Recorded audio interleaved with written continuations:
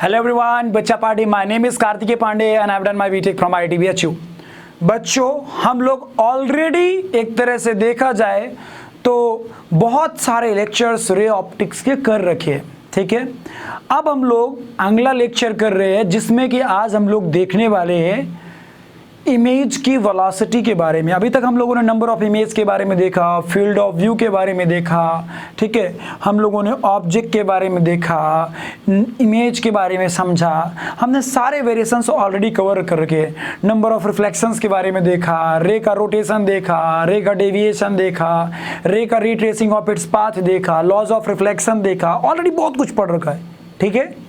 अब हम लोग आज कंटिन्यू करने वाले हैं इमेज की वेलोसिटी के बारे में. नो डाउट आज का लेक्चर हो सकता है कि उतना लंबा भी ना हो सकता है कि 30 मिनट में ही बाइंड अप हो जाए, तो हम लोग वहीं पे बाइंड अप कर देंगे. टेंशन लेने की कोई ज़रूरत नहीं. तो चलिए शुरू करते हैं इस लेक्चर को. थोड़ा सा ध्यान देंगे, मज़ा आएगा, ठीक है. वेलोसिटी के बारे में डिटेल में एकदम चंगा तरीके से अच्छे से पढ़ते हैं, ठीक है. चलिए, मान लीजिए ये आपके सामने एक प्लेन मिरर है, ठीक है. और इस प्लेन मिरर के सामने कहीं पे आपका ये ऑब्जेक्ट रखा हुआ है like this. This is the object kept somewhere here. So we all know very well कि इसका इमेज यहां बन रहा होगा. क्लियर है क्या? यहां पे इसका इमेज बन रहा होगा. बहुत अच्छी बात है. हम सब जानते हैं कि पॉइंट ऑब्जेक्ट की प्रॉपर्टी के लॉजिक के हिसाब से यदि ये डिस्टेंस x है तो ये डिस्टेंस भी x होगा. बहुत अच्छी बात है. अब मान लीजिए ऐसा हो जाए कि आपका ऑब्जेक्ट मूव करने लगे. Object start moving. हो सकता है इधर की ओर मूव करे, हो सकता है ऐसे मूव करे. ढेर सारी पॉसिबिलिटीज देखने को मिल सकती हैं, ठीक है. तो क्वेश्चन ये है आपके सामने कि आपको बताना है कि इमेज की वेलोसिटी में क्या चेंजेस आएंगे, मतलब या फिर इमेज मूव करेगा या नहीं मूव करेगा तो कितना मूव करेगा. और जरूरी नहीं कि ऑलवेज ओनली ऑब्जेक्ट मूव करे. हो सकता है मिरर को भी तो आगे पीछे मूव करा सकते हैं, ऊपर नीचे मूव करा सकते हैं. All possibilities can be there.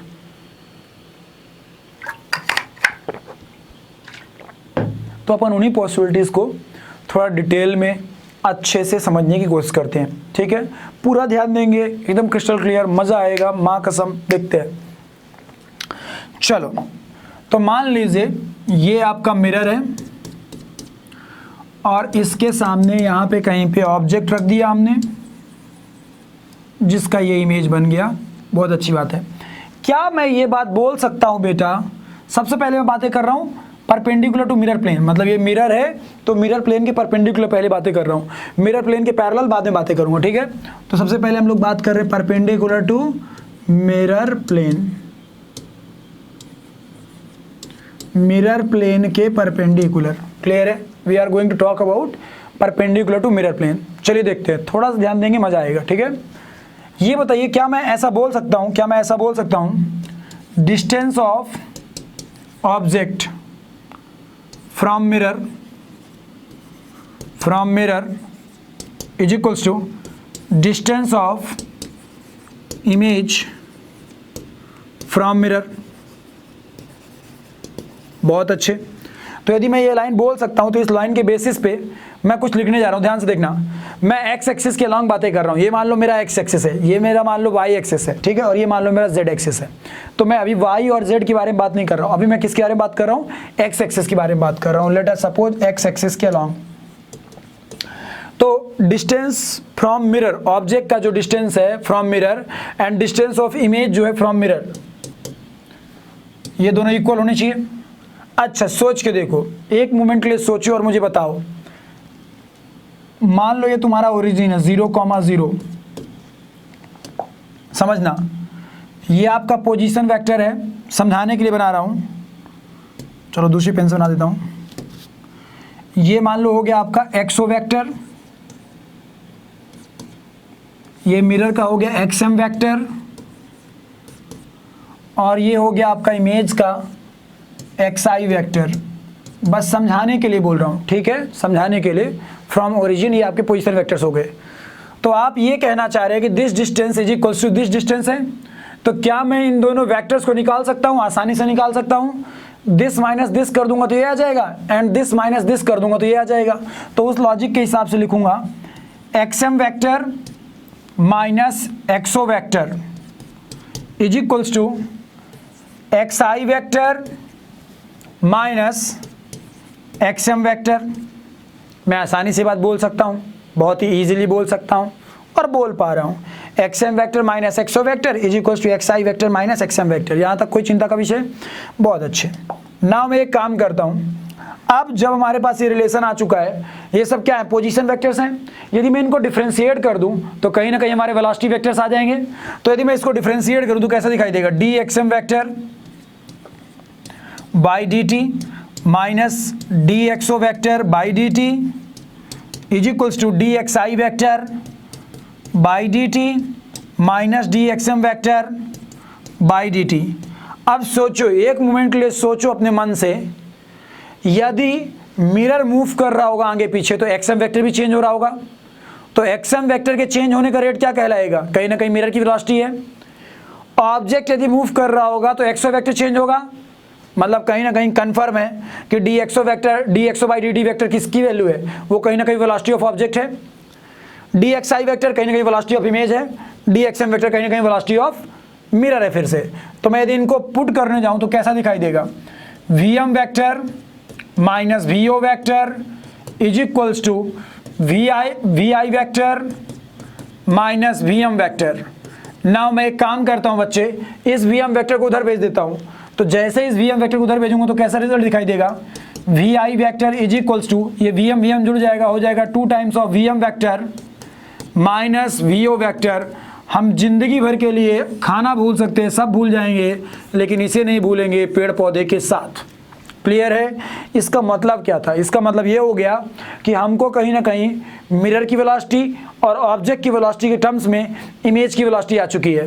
यदि कभी भी मिरर प्लेन के परपेंडिकुलर डिस्प्लेसमेंट से मूवमेंट्स हो रही हैं तो उस कंडीशन पे हमें इस तरह का फॉर्मूला फॉलो करना पड़ेगा। बाय द वे, आपके मन में एक क्वेश्चन आ रहा होगा, सर हमें समझ में तो आ गया लेकिन ये फॉर्मूला मतलब मज़ा नहीं आ रहा, फीलिंग से नहीं आ रही। मैंने कहा देख भाई, फीलिंग लेते हैं, चल आसानी से इसका फीलिंग लेते हैं, समझने की कोशिश करते हैं कि जो हमारा फॉर्मूला आया है वो सही है गलत है। ठीक है, पूरा ध्यान देंगे तो एकदम क्रिस्टल क्लियर हो जाएगा। मान लो फॉर एग्जाम्पल, सबसे पहला केस ले रहा हूं, case one velocity of mirror 0 कर दिया, मतलब मिरर को किस में कर दिया? रेस्ट में।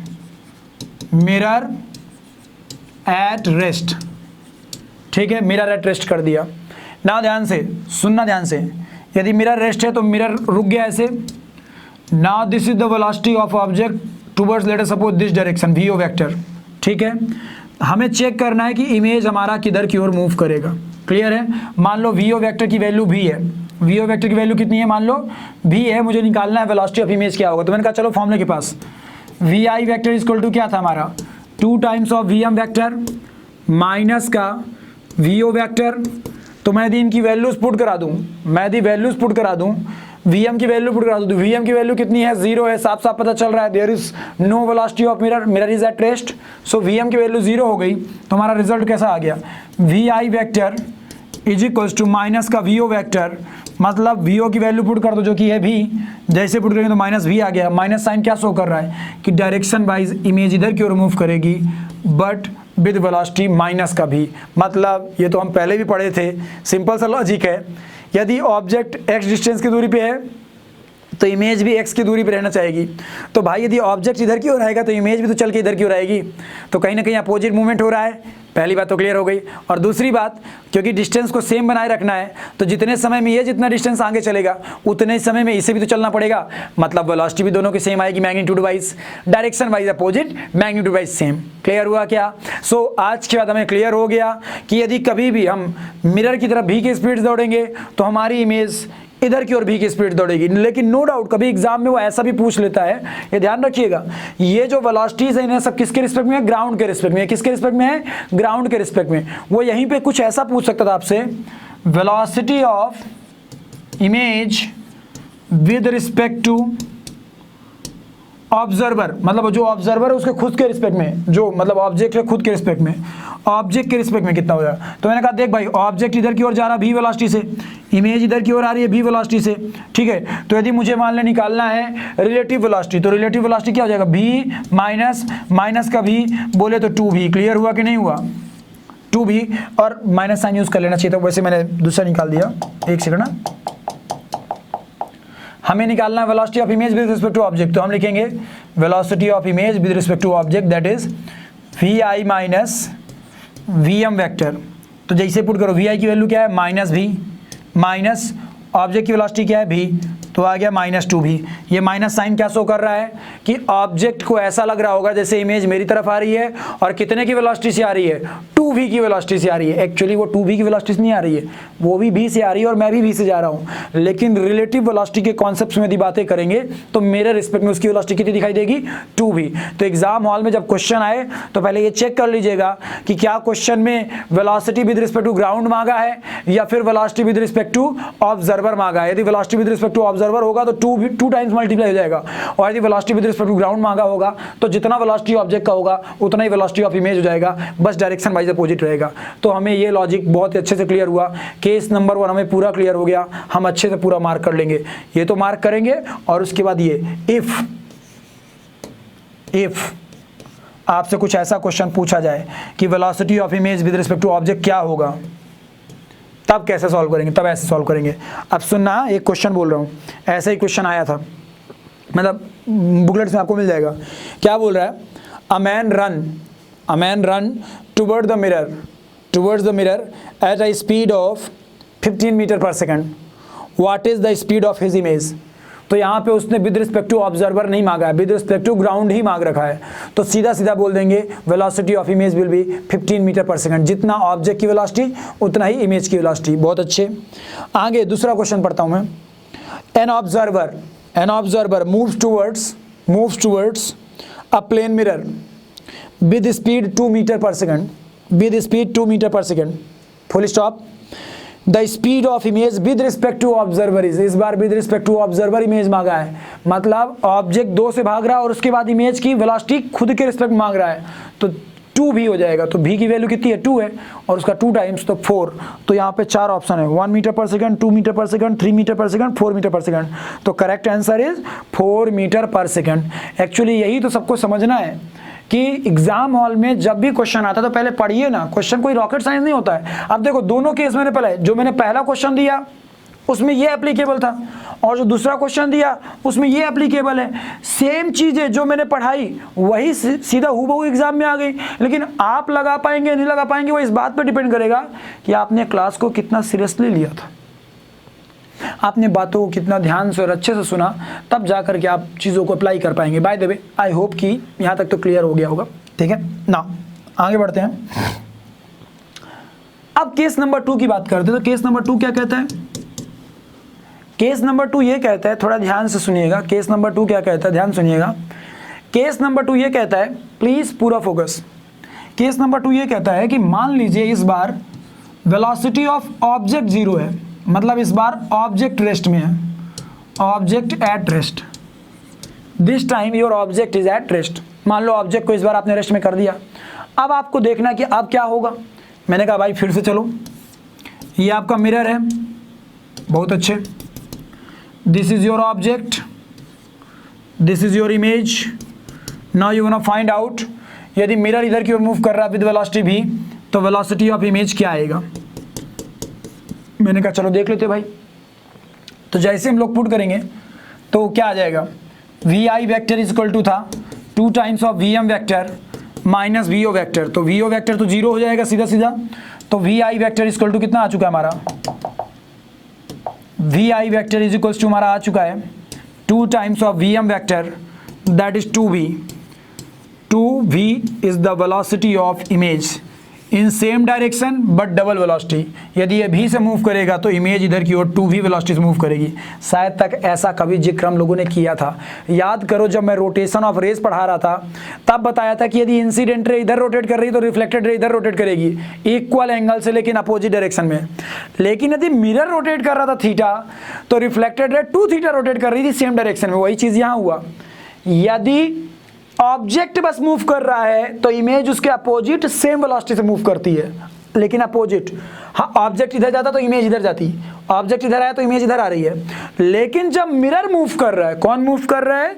मिरर मूव कर रहा है।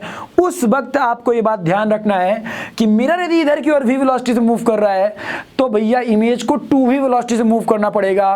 क्योंकि देखो ना, वही वाला एग्जांपल, मान लो मिरर बीच में है, ये 5 मीटर की दूरी पे ऑब्जेक्ट है, ये 5 मीटर की दूरी पे इमेज है। ये 1 मीटर इधर खिसक के आ गया टाइम t में, तो बेटा ये डिस्टेंस 6 मीटर हो गया ना ऑब्जेक्ट का, लेकिन इमेज का मिरर से कितना हो चुका है? 4। अब उसको कितना करना पड़ेगा? 6 करना पड़ेगा। तो 4 से 6 होने के लिए उतने समय में कितना डिस्टेंस चलना पड़ रहा है? 2 मीटर्स।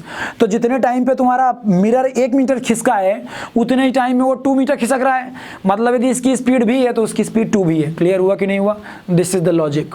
और ये बात मैं पहले भी जिक्र कर चुका हूँ, बहुत अच्छे से डिस्कस कर चुका हूँ, इसलिए मैं दोबारा एनर्जी किल नहीं करूँगा। तो ये हो गया हमारा केस नंबर 2। तो केस नंबर 1 और केस नंबर 2 हम अपनी कॉपी में अच्छे से बना लेंगे। एंड आई होप कि अब आपके माइंड में ये वाला फॉर्मूला फिक्स हो चुका होगा। तो एक क्वेश्चन हम और ले सकते हैं क्या? चलो एक क्वेश्चन और ले लेते हैं। मान लो कुछ ऐसा है, ये मिरर है, this is moving in this direction with velocity of mirror दे रखा मान लो 2i cap, and object is let us suppose moving in this direction with velocity 4i cap. कितने वेलोसिटी से मूव कर रहा है? 4i कैप से। तो क्वेश्चन ये है कि ये ऑब्जेक्ट है, क्वेश्चन ये है कि इमेज की वेलोसिटी क्या होगी? What is the velocity of image? Velocity of image पता करना है आपको। तो हमने कहा देखो यार, सारा मूवमेंट कैसा हो रहा है? मिरर प्लेन के परपेंडिकुलर हो रहा है। सारा मूवमेंट कैसा हो रहा है? मिरर प्लेन के परपेंडिकुलर हो रहा है। So if whole movement is perpendicular to mirror plane, that means simply हम ऐसा बोल सकते थे, vi vector is equals to 2 times of vm vector minus vo vector. Now let's put it there. तो velocity of image is equals to आ चुका है 2 times of vm vector। तो vm vector कितना है? 2i cap, 2i cap minus vo vector that is 4i cap। Solve किया तो ये आ गया 0i cap। मतलब इमेज किस में रहने वाली है? वेलोसिटी ऑफ इमेज 0 आया। इट शोज कि आपका जो इमेज है, जो आपका इमेज है वो किस में रहने वाला है? रेस्ट पे, एट रेस्ट रहने वाला है। ठीक है, मतलब ये बात समझ लो अच्छे से कि ऑब्जेक्ट और मिरर मूव कर रहे हैं तो ज़रूरी नहीं होता है कि इमेज भी मूव करेगा ही। वो इस बात पे डिपेंड करता है कि भाई मिरर और ऑब्जेक्ट के बीच की यदि दूरी चेंज होगी तब इमेज और मिरर के बीच की दूरी चेंज होगी, अदरवाइज नहीं, कभी नहीं। जितनी दूरी पे ऑब्जेक्ट मिरर से अपीयर होगा उतनी ही दूरी पे इमेज अपीयर होगी मिरर से। क्या ये बात क्लियर रहेगी आप लोगों को? कभी भी ऐसा क्वेश्चन आता है, कभी भी ऐसा क्वेश्चन आता है, आप एकदम क्रिस्टल क्लियर रहिए कि आपको ये फॉर्मूला यूज़ करना है। कोई चिंता का विषय? आई होप कि आपको आइडिया लग गया होगा। ठीक है, चलिए अब मैं थोड़ा आगे बढ़ता हूँ। हम लोगों ने परपेंडिकुलर टू मिरर प्लेन तो अच्छे से बात कर ली, अच्छे से समझ लिया परपेंडिकुलर टू मिरर प्लेन को, बहुत डिटेल में देख लिया, पूरा क्रिस्टल क्लियर हो गया। नाउ अब हम लोग आगे बढ़ते हैं। ठीक है, अब हम बात करेंगे perpendicular to mirror plane. Now we are going to talk about perpendicular to mirror plane. Perpendicular to mirror plane,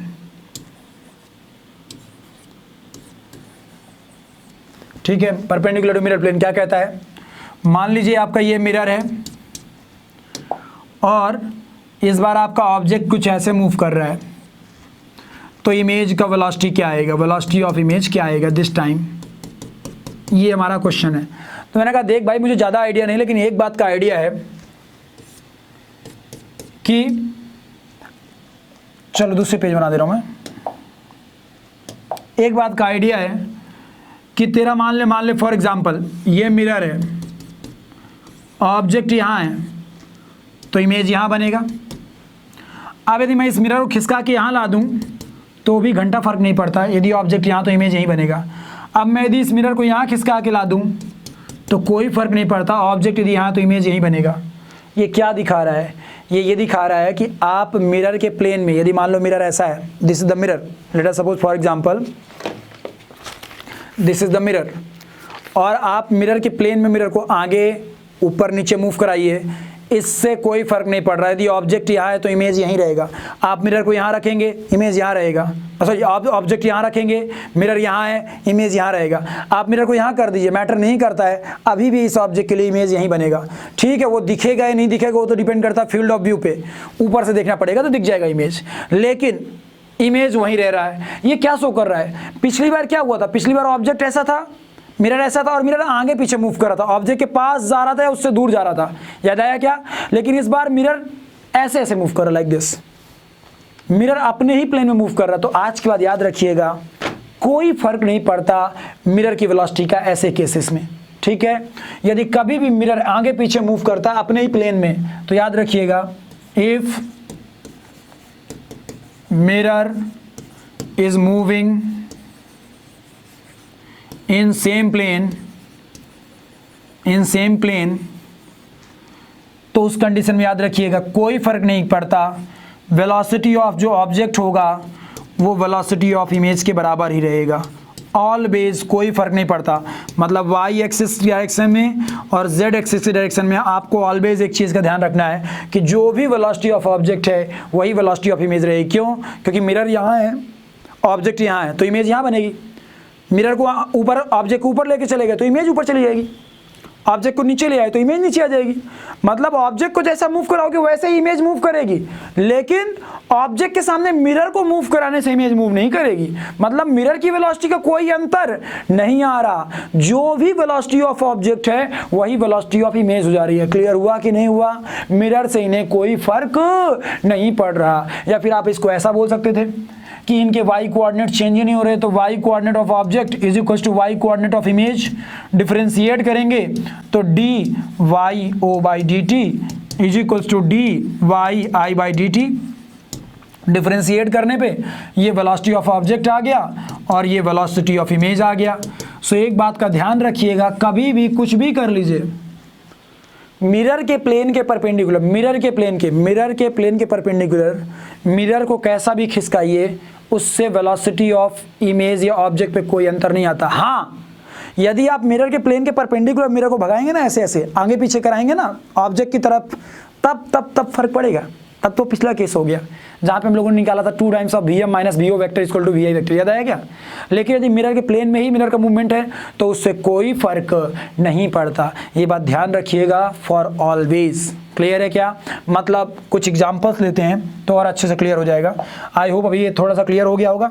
इसको अच्छे से लिख लीजिएगा पूरा अच्छे से, और ऐसे लिख भी लीजिएगा, there is no effect of velocity of mirror on the velocity of image whenever mirror is moved parallel to the mirror plane, whenever mirror is moved parallel to the mirror plane। ठीक है ना, थोड़ा आगे बढ़ते हैं, एक दो question लेते हैं तो उससे आइडिया लगेगा कि कैसे चीजें हो रही हैं। ठीक है, थोड़ा ध्यान देते हैं। मान लीजिए ये मिरर है, इसके सामने ये ऑब्जेक्ट है जिसकी वेलोसिटी इधर की हो रही है 2j कैप। ठीक है, क्वेश्चन ये है कि वेलोसिटी ऑफ इमेज क्या आएगी? वेलोसिटी ऑफ इमेज क्या आएगी? हमारे लिए बहुत आसान है, हम सिंपली क्या लिखने वाले हैं, ध्यान से देखो। तो मिरर को ज्वाइन करने वाली तो ये लाइन है, हम तो मिरर के प्लेन के पैरेलल ही मूव कर रहे हैं ना, हम आगे पीछे थोड़ी मूव कर रहे हैं, हम तो मिरर के प्लेन के पैरेलल मूव कर रहे हैं। तो सीधा सीधा लिखने वाला हूँ, velocity of image is equal to velocity of object. तो वेलोसिटी ऑफ ऑब्जेक्ट कितनी है? 2j cap. तो वेलोसिटी ऑफ इमेज भी हो जाएगी हमारी 2j कैप। क्लियर हुआ कि नहीं हुआ? That's it. यदि मिरर के, यदि यही चीज इधर की ओर होती तब हम बोलते कि इमेज की वेलोसिटी इधर की ओर आएगी, माइनस साइन आएगा, दुनिया भर की ब्ला ब्ला बातें करते। लेकिन यदि मिरर के प्लेन के पैरेलल हो रहा है तो कोई फर्क नहीं पड़ता। ठीक है, चलिए एक दो क्वेश्चन लेते हैं और अच्छे से समझने की कोशिश करते हैं, आइडिया लगेगा क्या हो रहा है। ठीक है, ये सब क्वेश्चन कॉपी में होने चाहिए आपके।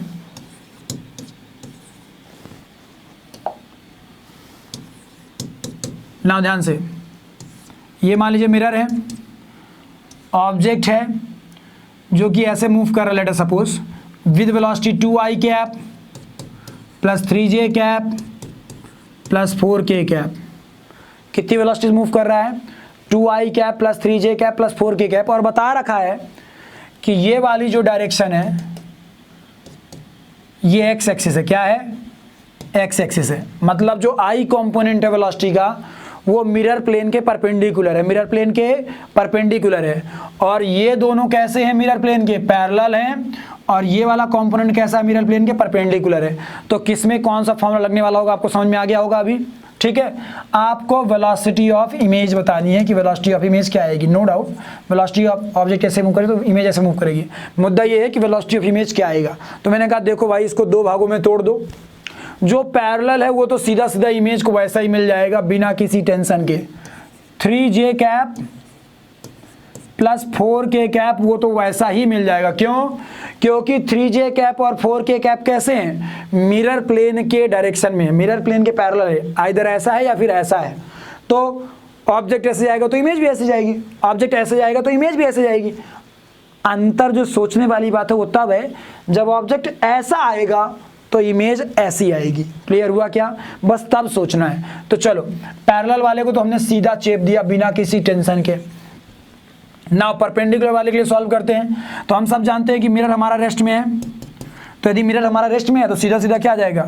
We I vector is equal to minus of V O vector. अरे केस नंबर 1 जो निकाला था हम लोगों ने, याद आ गया क्या? So now let's put it there. जैसे ही पुट कराएंगे तो क्या आ गया? माइनस का 2i cap, that is velocity of image along x axis. तो ये हमारा एक्स कंपोनेंट आ गया, वाई जेड ऑलरेडी हमारे पास पहले से ही है। तो हमारा आ चुका है velocity of image is equals to minus 2i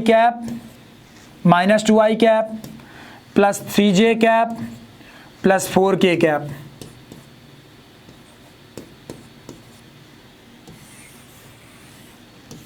हमारा वी आई वेक्टर कितना आ चुका है? Minus 2i cap plus 3j cap plus 4k cap. ये जो हमारा प्लस का 2i कैप इधर की ओर था वो इमेज में माइनस 2i कैप हो गया है। और जो j और k कंपोनेंट थे वो वैसा ही हूबहू मिल गए किसे?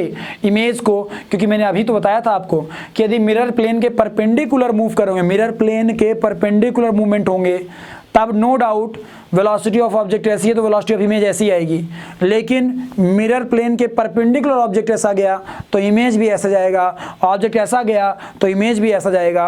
तो जो ऑब्जेक्ट ये वाला कंपोनेंट और ये वाला कंपोनेंट इमेज के पास वैसा ही है, बस ये वाले कंपोनेंट में चेंज आया। यदि ये ऐसा था तो इसके पास ये ऐसा आया। क्लियर हुआ कि नहीं हुआ? This is the logic. तो ओवरऑल यदि ये मिरर है और ऑब्जेक्ट ऐसे गया है तो इमेज ऐसे आई है। तो ये वाला कंपोनेंट ये वाले कंपोनेंट तो सेम है, लेकिन ये वाला कंपोनेंट रिवर्स हो गया है। क्लियर हुआ क्या? अभी आई होप कि आपको थोड़ा तो आइडिया लगना चालू हो गया होगा how things are happening. Clear हुआ क्या? नाउ हम लोग थोड़ा आगे बढ़ते हैं, एक क्वेश्चन और लेता हूँ। मान लीजिए ये मिरर है, दिस इज द ऑब्जेक्ट, और वेलोसिटी ऑफ आपको मिरर दे रखा है, वेलोसिटी ऑफ मिरर आपको दे रखा है j cap plus k cap. और ये वाली एक्सिस कैसी है? X axis. ये इमेज है, वेलोसिटी ऑफ इमेज क्या होगा? This is the question. Object आपका रेस्ट में है, वेलोसिटी ऑफ इमेज क्या आएगी? तो मैं कहूँगा भाई देख, जब कभी भी तुम मिरर प्लेन के पैरेलल मूवमेंट देखेगा, मिरर प्लेन के पैरेलल, तो जे कंपोनेंट और के कंपोनेंट ये तो मिरर प्लेन के पैरेलल ही है क्योंकि X axis perpendicular mirror plane के। तो ब्रो इस वेलोसिटी से कोई फर्क ही नहीं पड़ेगा। अभी तो यही समझाया था कि मिरर प्लेन के पैरेलल मिरर को ऐसा कुछ भी मूव कराओ कोई फर्क नहीं पड़ता। हाँ, यदि मिरर के पास एक्स कंपोनेंट होता तब फर्क पड़ता, क्योंकि भैया ऑब्जेक्ट के पास मिरर जाएगा तो इमेज भी आएगी फिर चल के। समझ में आया कि नहीं है? लेकिन मिरर के ऐसे कोई मूवमेंट से इमेज को कोई फर्क नहीं पड़ता। तो what ever is the velocity of object that will be the velocity of image. So in this case velocity of object is velocity of image that is 0। तो याद रखिएगा in this case your image will not move. तो ऐसे questions आपको exam hall में पूछे जा सकते हैं। क्लियर है? एक क्वेश्चन मैं एज अ होमवर्क आप लोग को दिए दे रहा हूँ। जो बच्चे नीट के हैं उनको यदि वो होमवर्क नहीं बनता तो चिंता करने की जरूरत नहीं है, लेकिन जो बच्चे जेई के होते हैं उनके लिए तो रामबाण है, वो क्वेश्चन करना ही करना है। तो चलिए देख लेते हैं होमवर्क क्या है। होमवर्क है आपका, ये मिरर है। वैसे अभी तक जितने क्वेश्चन कराए ना ये हर बच्चे के लिए थे, चाहे वो नीट का हो, चाहे वो जेई का हो, चाहे वो एमएचसीटी की तैयारी कर रहा हो, चाहे वो डब्ल्यूबीजेई की तैयारी कर रहा हो, चाहे वो जेई मेन की तैयारी कर रहा हो, चाहे वो जेई एडवांस की तैयारी कर रहा हो, कोई भी एग्जाम की तैयारी कर रहे हो, वो सारे क्वेश्चन कॉमन थे और आपको करने थे। ठीक है? अभी वाला जो क्वेश्चन दे रहा हूँ ये जनरली नीट और जेई वाले बच्चे कर सकते हैं, करना चाहें तो, बट एडवांस वाले बच्चों को ज़्यादा फोकस होना चाहिए। बट मेरा ये मानना है कि करना सबको चाहिए, क्योंकि इतना अच्छे से एक्सप्लेन किया है कि बनना चाहिए। ये ऑब्जेक्ट है, वेलोसिटी ऑफ ऑब्जेक्ट, ये पहले बता दे रहा हूँ, ये एक्स एक्सिस है। ये कौन सी एक्सिस है? एक्स एक्सिस है। मतलब मिरर प्लेन जो है वो वाई जेड प्लेन में है और ये एक्स एक्सिस उसके परपेंडिकुलर है, ठीक है। वेलोसिटी ऑफ ऑब्जेक्ट दे रखा है आपको I cap plus J cap plus K cap, and velocity of mirror दे रखा है 2i cap plus J cap plus 3k cap. आपसे पूछा जा रहा है कि वेलोसिटी ऑफ इमेज क्या होगी। तो देखो हिंट के रूप में बता दे रहा हूँ कि इसको दो भागों में तोड़ लेना। जे कैप और के कैप मिरर प्लेन के पैरेलल हैं, तो जैसे ये हैं वही इमेज को मिल जाएंगे, इसकी वेलोसिटी से कोई फ़र्क नहीं पड़ेगा। मिरर के प्लेन के पैरेलल मिरर के मूवमेंट से कोई फ़र्क नहीं पड़ता, तो ये वाली वेलोसिटी तो मिलने से रही। हाँ, जब आप परपेंडिकुलर टू मिरर प्लेन बात करेंगे तब इसका भी एक ये तो रोल प्ले करेगा ही करेगा, इसका भी कंपोनेंट रोल प्ले करेगा, और तब फॉर्मूला लगेगा 2 times of V M vector minus V I vector, sorry V O vector is equals to V I vector. तो वहाँ से आपका आई कंपोनेंट आएगा, जे कंपोनेंट और के कंपोनेंट जो है ना वो तो सीधा सीधा ऑब्जेक्ट के मिल जाएंगे, किसको? इमेज को। तो ये आपके लिए एक तरह से टास्क हो गया एज अ होमवर्क, ठीक है। इसको करिएगा अच्छे से। एक दो क्वेश्चन है जो मैं एज अ कराए दे रहा हूँ होमवर्क, ठीक है ना, 2-4-5 मिनट में। एक ऐसे ही नॉर्मल क्वेश्चन मेरे को एक जगह दिखा था कॉपी में। सोचना आप लोग कि मान लो ये 60 डिग्री एंगल पे दो मिरर इंक्लाइंड है, ठीक है। मान लीजिए एक रे ऐसे आती है, ऐसे आती है टकरा के और ऐसे चली जाती है, ठीक है।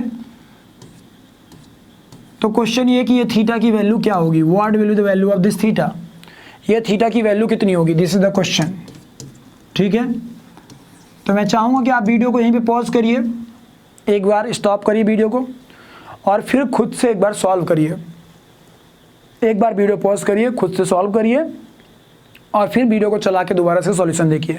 मैं क्यों ऐसा बोल रहा हूँ, क्योंकि यदि आप खुद से एक बार भी ट्राई ही नहीं करते, आपका ब्रेन चलता ही नहीं है, तो फिर at the end of day कोई बेनिफिट नहीं है कुछ भी कराने का। समझ में आया कि नहीं है? आपका भी ब्रेन चलना चाहिए। तो ये क्वेश्चन है। वैसे इस तरह क्वेश्चन मैं ऑलरेडी आपको पढ़ा रखा हूँ। कभी मैंने बताया था कि मान लो ये एंगल थीटा 1 है तो ये भी थीटा 1 हो जाएगा, और मान लो ये थीटा 2 है तो ये भी थीटा 2 हो जाएगा।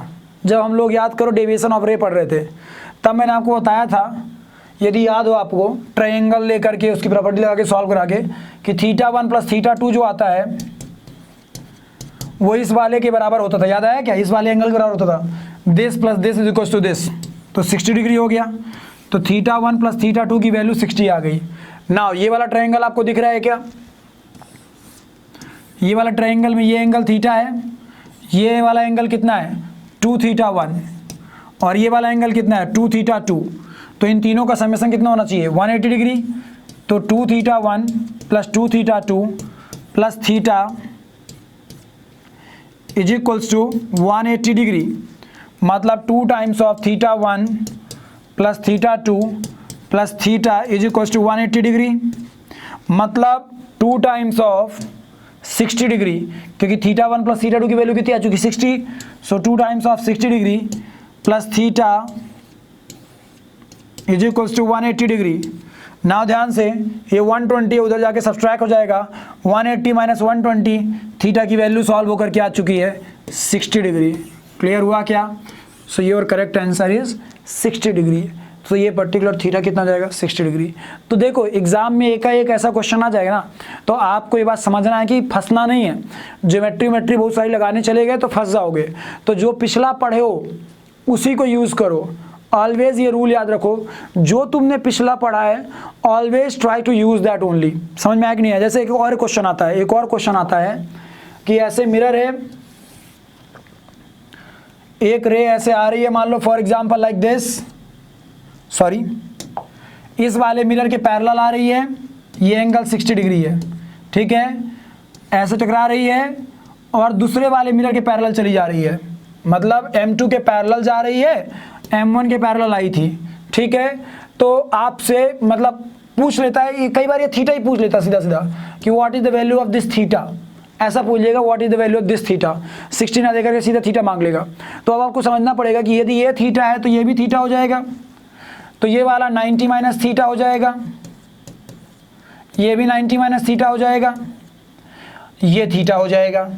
अच्छा, अब क्योंकि ये थीटा है तो ये भी थीटा हो जाएगा, तो ये 90 माइनस थीटा हो जाएगा, तो ये भी 90 माइनस थीटा हो जाएगा, और आपका ये थीटा हो जाएगा। तो तीनों एंगल्स का सम कितना है? Theta theta theta. ये तो साफ साफ शो कर रहा है कि थीटा इक्वल टू 60 डिग्री हो जाएगा।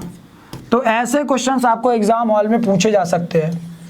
इजी होते हैं, टफ नहीं होते हैं, लेकिन एकाएक एग्जाम में दिखे ना तो थोड़ी एनर्जी ड्रेन कर देते हैं, या फिर टाइम कंज्यूम कर लिए गलती से भी आप। जैसे इस वाले में तो बच गए, इस वाले में तुम ज़्यादा कुछ ज्योमेट्री लगाने गए ना तो साइक्लिक क्वाड्रिलेटरल भी नहीं समझ में आ रहा, मतलब साइक्लिक क्वाड्रिलेटरल भी तुम्हें क्लियर नहीं हो रहा कि कैसे करोगे, और क्वाड्रिलेटरल बन रहा है, फिर मतलब ऐसी चीज़ें फंस जा रही ना। एक्सटीरियर एंगल लेने गए तो टाइम लग जाएगा। तो इसीलिए जो कुछ भी तुमने पहले पढ़ा है उसको एट द मोमेंट यूज़ करने की क्षमता रखा करो। Got it? सो हम लोगों का प्लेन मिरर आज से समाप्त होता हुआ। प्लेन मिरर से रिलेटेड A to Z हमने सब पढ़ लिया है। अब एक बार मैं ओपनली बोलना चाहूँगा कि आप अपना कंटेंट इंडिया के जो टॉप रिप्यूटेड इंस्टीट्यूट्स हैं उन इंस्टीट्यूट से अपना कंटेंट कंपेयर करें, अपनी फिजिक्स की नोट्स कंपेयर करें, और देखें कि कहीं कुछ ऐसा तो नहीं प्लेन मिरर में जो आपको ना पढ़ाया गया हो, या रिफ्लेक्शन में आपको ना पढ़ाया गया हो, या रोटेशन ऑफ रेज में आपको ना पढ़ाया गया हो, या फिर वेक्टोरियल ट्रीटमेंट में आपको ना पढ़ाया गया हो। एक बार कंपेयर करिए और मुझे ज़रूर बताइएगा। जिन बच्चों के पास मेरा व्हाट्सअप नंबर है, व्हाट्सअप करके बताइए, कमेंट करके बताइए, ऐप के थ्रू बताइए, जैसे ही बता सकते बताइए कि भैया ये बात सही है, गलत है, हमने कम पढ़ा, ज़्यादा पढ़ा, क्या पढ़ा, कैसा पढ़ा, और साथ में कुछ भी सजेशन होता है तो आप दीजिए। एंड सबसे इंपॉर्टेंट चीज़, इन सब चीज़ों को बाइंड अप करने के साथ साथ मैं एक और बात बोलना चाहूँगा कि आप सब लोगों के मोबाइल में कॉन्सेप्चुअल फिजिक्स का ऐप होना चाहिए। क्यों? क्योंकि बहुत सारा स्टडी मटेरियल ऑलरेडी मैं अपलोड कर रहा हूँ और कर भी दूंगा और करने वाला हूँ, ठीक है, जो कि फ्री ऑफ कॉस्ट भी होगा, और साथ में ये सारे लेक्चर्स स्ट्रक्चर्ड मैनर में आपको ऐप में मिलते हैं ईजिली, ठीक है, जो कि यूट्यूब में बहुत समय के बाद आते हैं। वो ऐप में 20-20 दिन, एक महीने पहले ही अवेलेबल होते हैं। तो माय डियर, प्लीज़ ऐप को डाउनलोड करिए और दोस्तों के साथ शेयर भी करिए यदि आपको वीडियोस अच्छे लगते हैं तो। आई होप वीडियो अच्छा लगा हो तो वीडियो को लाइक करिए, दोस्तों के साथ शेयर करिए। Thank you, take care.